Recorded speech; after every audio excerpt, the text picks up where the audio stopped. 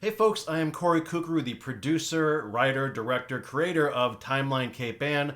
This is the 1918 flu epidemic, so I'm going to stop along the way, explain some of the stories for you as we watch together, tell you some of the parts that didn't make it, give you some behind-the-scenes commentary as well, and the imagery that we've gotten from local libraries and museums that we collaborate with is pretty awesome stuff, so let's watch together. World War I.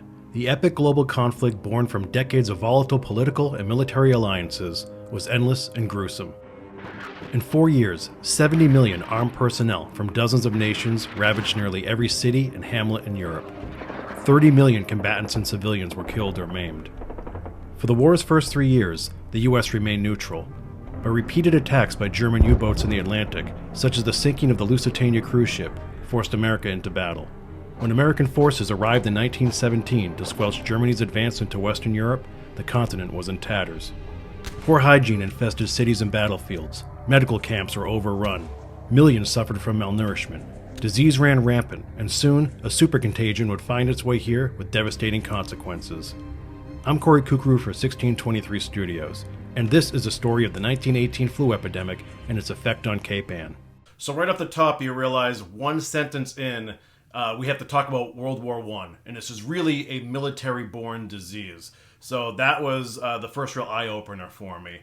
So U.S. hasn't been involved in 3 years where World War I's been ongoing, and Europe is basically decimated at this point. And because of that, disease is born and runs like crazy, as we mentioned, and eventually it finds its way to Cape Ann, and that is through the military as well, as we'll get into. So I hope you enjoy the setup, and let's continue watching.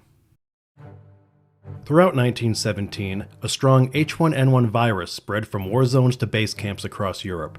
New modes of transportation, massive troop movement, and POWs returning to their native countries made this strain of influenza transmit further and faster. However, the news went largely unreported, as governments censored information about the disease to, in their words, maintain morale and minimize widespread panic. So when folks refer to the flu of 100 years ago, it's known as the Spanish flu, and there's a reason for that, and it's completely politically motivated. Everyone had an agenda. When World War I broke out, Spain declared neutrality, and basically everyone else was in on it, except Spain, and the U.S. hadn't been involved yet either. And its king, Alfonso XIII, became gravely ill with influenza. And so Spain becomes a real easy target for other governments and other nations to pick on. So there are two things that governments wanted to do at this point, and they had a lot of control over the media. It was basically newspapers at that point, right? Radio's still in its infancy. So they wanted to keep morale up in their nations because they needed to enlist more young men to fight in the war, or make young men fight in the war, depending on what nation we're talking about or territory. And then also they wanted to downplay how bad this disease had gotten and how far it had spread. So they called it the Spanish flu. Complete BS. It wasn't born in Spain, but there you go. So we continue. By 1918, U.S. military training was in full force. Each day, thousands of troops and medical staff were deployed overseas. Americans in European port cities were increasingly prone to falling ill. That September, sailors returned to Boston on shore leave. Some went to Camp Devens, where many of Cape Ann's young men trained. It's believed that 2 sailors visited Gloucester. Massive influenza breakouts followed. Within a week, civilians got sick. 4 days later, Gloucester's first death was recorded, with more to come. Okay, and you see this clip from the old Gloucester newspaper, and yeah, there's a couple of things to point out here. One, Fort Devens was initially called Camp Devens, and that's where most of Cape Ann's young men were training at the time. And when the disease literally goes from sailors in Boston on a receiving ship, which is basically a vessel that isn't seaworthy anymore, so it's used for training, and it was a Commonwealth pier in Boston where these sailors came in, and then they start to disperse into the public in Boston, and also are transferred to Camp Devens. More than 10,000 people get afflicted in Camp Devens, and that includes Gloucester kids as well. So that's the main thing to point out too. And then from there, it spreads like wildfire. Healthcare services on Cape Ann were ill-equipped to face an emerging epidemic. Addison Gilbert Hospital had only 30 beds. Leander Haskins Hospital in Rockport had even fewer. Only the rich could afford house calls. Officials hoped that because the flu moved so fast, it would burn out fast, Instead, it raged into Rockport, Manchester, and Essex. Some took ill and died within the same day. For weeks, newspapers led with obituaries. And this is a pretty creepy image too. You can see the newspaper clipping here. The Gloucester Times was basically leading with obituaries days on end. And you can notice the local names here, Nickus and David and Keith. Pretty unbelievable. And their addresses are there as well. So that's kind of spooky. I visited a couple cemeteries. A lot of the cemeteries here have sections designated for the flu victims of that era. And I went to Calvary Cemetery, which is off Eastern Avenue between Gloucester and Rockport, near the border there. And if you go in, and if you go in the very back left corner of the cemetery, you'll see a row of tombstones from 1918 or so. And I actually saw some of the tombstones for the people whose obituaries and listings were in the paper. So that was kind of creepy. Other things, too, was funerals and burials were delayed for weeks on end, and lots of families were burying their own in their own yards. It was chaos. Massachusetts had more cases than all other states combined. Teachers and nuns were recruited as nurses. Schools and businesses closed. Curfews and mask wearing enforced. Crowd sizes restricted. The Red Cross established an emergency hospital at the Gloucester Police Station and a children's ward in the Girls Club above Gloucester National Bank. The state urged all able-bodied persons to join the fight against the epidemic. Young women leapt into action. And how cool is this image here? If you're from Gloucester, you know that spot that's atop the steps at Herrick Court, kind of behind the Crow's Nest, overlooking the working waterfront and Gloucester's Inner Harbor there too. And this is actually an Emile Gruppe painting. Gruppe is probably the most famous painter from the area ever. I think his work is the most expensive from the area ever. And it's a fascinating shot. I actually had to crop this image out, so it's signed in the lower right-hand corner. You can't quite see that, but that shot is iconic. And I'm trying to think of other forms of pop culture where you may have seen that. If you watch the movie Manchester by the Sea, I believe the breakup scene is at the top of the steps here. You wouldn't be looking out this way; you'd be looking in the other direction. But pretty amazing stuff, and just an awesome image that we got. This is through Cape Ann Museum. We also work with Sawyer Free Library and the Gloucester Times and the Manchester Cricket, Manchester Historical Museum, Magnolia Historical Society, Sandy Bay. It's a real killer group effort, and they have amazing images and stories there, and we're just lucky to share them with you. They volunteered as laundresses, ambulance drivers, and an improvised occupation, nurses' aides. Soup kitchens popped up and delivered meals to the sick and poor. Governor Calvin Coolidge begged President Woodrow Wilson for help. Washington, already dealing with Gloucester's financial appeal for vessels sunk by submarines, lent military nurses to take over local care. It was the first time women were given the rank and pay of lieutenants. 10 angel nurses from Ontario, Canada joined the effort. They were all that kept the makeshift care system intact. And some more interesting tidbits here too. Those are the nurses from Leander Haskins Hospital, I believe. Canadian nurses that came down to help. Awesome image there. And it was the first time ever that women were saluted in the military, is when they got the pay and rank of lieutenants. So interesting stuff there. And then we also talked about that appeal for federal funding from Washington, D.C., from Gloucester.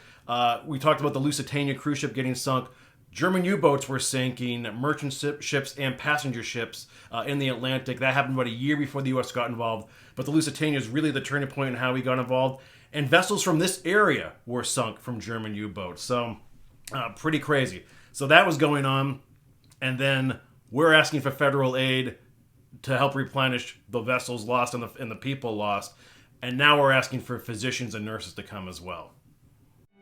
A sprawling tent encampment was set up on the Addison Gilbert grounds, overseen by the Army Medical Corps. The tents had flooring, plumbing, and electricity.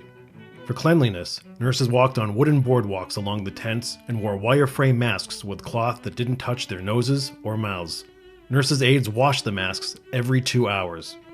In Rockport, women held countless fundraisers to maintain the Haskins Hospital on Summit Hill. And in Manchester, the Visiting Nurse Association, established at Horticultural Hall on Summer Street nearly a decade before, visited patients by bicycle to deliver meals and administer care.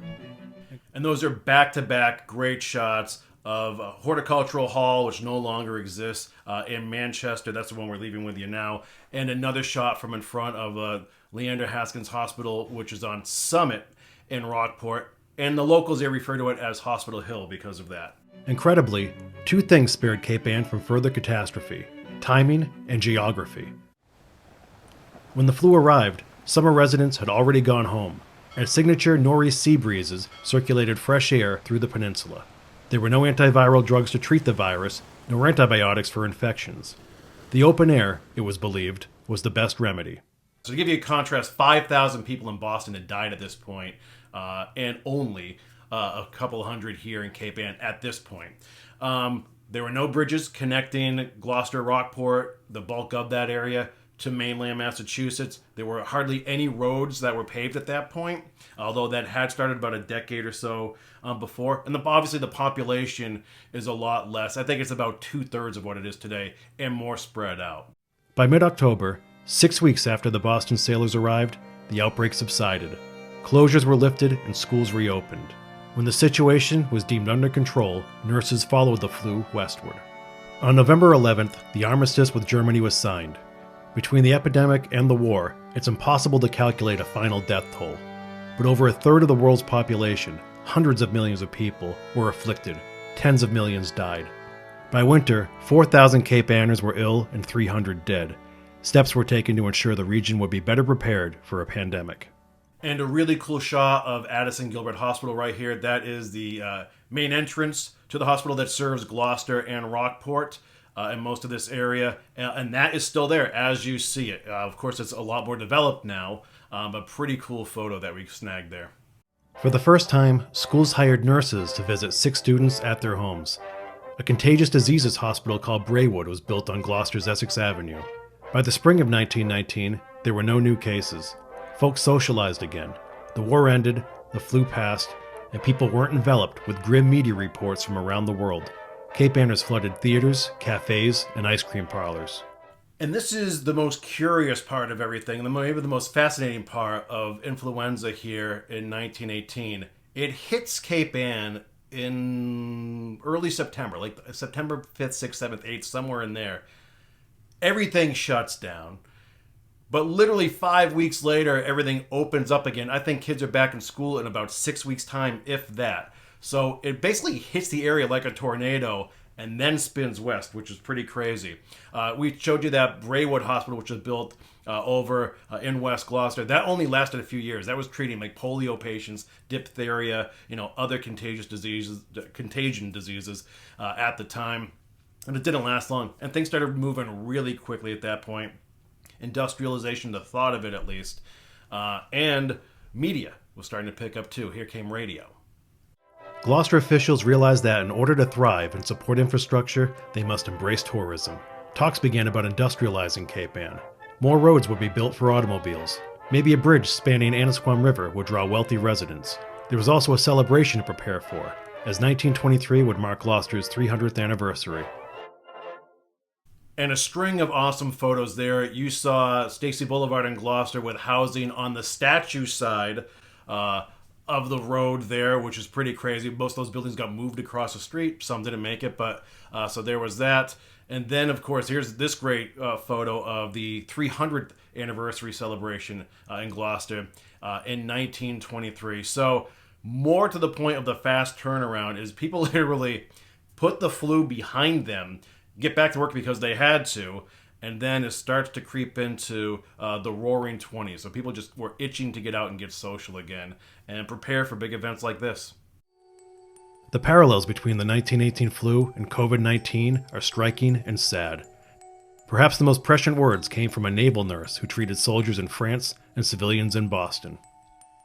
The lack of doctors terribly burdened civilian life.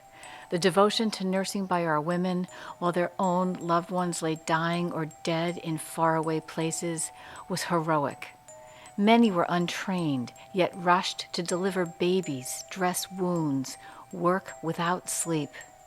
I saw dreadful things and fear I will never be who I was before this warring campaign and God-forsaken disease. May we never forget the sacrifices of our men and women.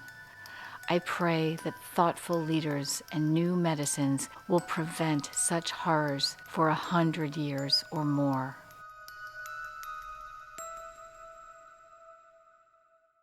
okay, a pretty difficult story to tell in all grandiose subjects, World War One, the massive flu.